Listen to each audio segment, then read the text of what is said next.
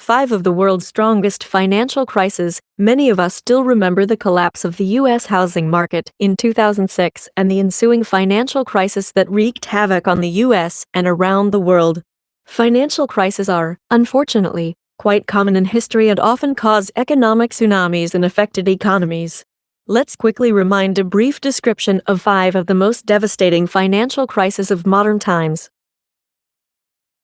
The credit crisis of 1772. This crisis originated in London and quickly spread to the rest of Europe. In the mid-1760s, the British Empire had accumulated an enormous amount of wealth through its colonial possessions and trade. This created an aura of over-optimism and a period of rapid credit expansion by many British banks. The hype came to an abrupt end on June 8, 1772, when Alexander Fordyce, one of the partners of the British banking house Neil, James, Fordyce, and Down, fled to France to escape his debt repayments. The news quickly spread and triggered a banking panic in England, as creditors began to form long lines in front of British banks to demand instant cash withdrawals. The ensuing crisis rapidly spread to Scotland, the Netherlands, other parts of Europe, and the British American colonies. Historians have claimed that the economic repercussions of this crisis were one of the major contributing factors to the Boston Tea Party protests and the American Revolution. The Great Depression of 1929-39. This was the worst financial and economic disaster of the 20th century. Many believe that the Great Depression was triggered by the Wall Street crash of 1929 and later exacerbated by the poor policy decisions of the U.S. government. The Depression lasted almost 10 years and resulted in massive loss of income, record unemployment rates, and output loss, especially in industrialized nations. In the United States, the unemployment rate hit almost 25% at the peak of the crisis in 1933. The OPEC oil price shock of 1973. This crisis began when OPEC, Organization of the Petroleum Exporting Countries, member countries, primarily consisting of Arab nations, decided to retaliate against the United States in response to its sending arms supplies to Israel during the Fourth Arab-Israeli War. OPEC countries declared an oil embargo, abruptly halting oil exports to the United States and its allies. This caused major oil shortages and a severe spike in oil prices and led to an economic crisis in the U.S. and many other developed countries. What was unique about the ensuing crisis was the simultaneous occurrence of very high inflation, triggered by the spike in energy prices, and economic stagnation, due to the economic crisis.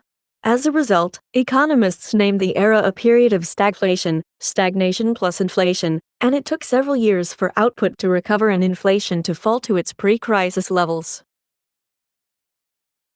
The Asian crisis of 1997. This crisis originated in Thailand in 1997 and quickly spread to the rest of East Asia and its trading partners.